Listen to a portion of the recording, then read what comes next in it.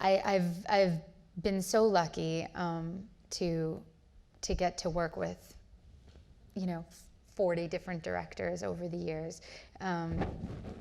As Mike Nichols would always say to me, directing's like sex. You never know how anyone else does it. And maybe that's not true anymore because we get to see a lot of other people having sex if we want to. But it's true that directors often, like the first thing they ask me when we start working on a movie, when I'm an actress, is what does Malick do, or what does Woody Allen do? And they want to know about everyone else's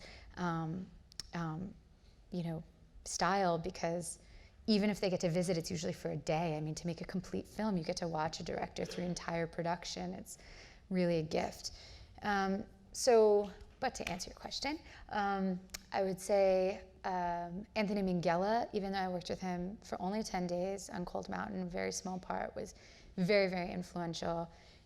He was the most emotionally connected director to everyone in the crew and in the cast. He would, like the guy who was bringing snacks around, he knew his children's names and asked about them. And with the actors, it always felt like he was a character in the scene because he was just so emotionally with you.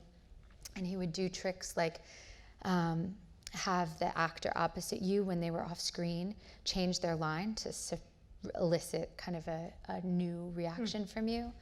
And I used that when I was working. And I thought about him very, very often when I was working, because I aspire to that. I think it creates such an incredible on-set energy when you feel that connectedness with everyone in the crew, and everyone in the crew knows how important they are.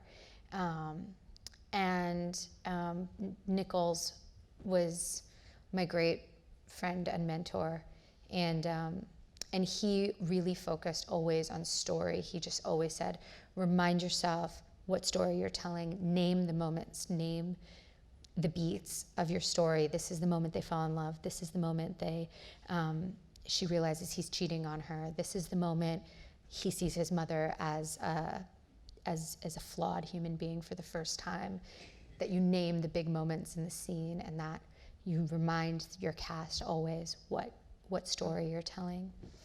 And Darren was amazing because he really was so specific with each actor. He really understood that every actor needs their own form of communication, and some people respond better to really positive and reinforcement. Some people respond much better to criticism. Some people need to be left alone. Some people need you to ask them questions. So I tried to have that intuition, as he did, of tailoring direction, although, again, something to aspire to. And Malick, I worked with right before I started shooting my film as director, which was one of the luckiest coincidences of my life, because he is so free and just does his own thing that's not like anyone else does it, and keeps it kind of like guerrilla filmmaking. It's like 10 people, you hop in a van, you go to a location, you get out, you get back in, you change clothes, you go do the scene again, the same scene in different clothes in a different place, and he'll figure out how to put it together. And he's just wild, and I love it. And he kept saying, you make films your way. Don't let anyone else tell you that you need a 3-act structure, or you need like an engine to get through it, or you just make movies as you experience life. You paint from life. And that was incredible to have right before I started.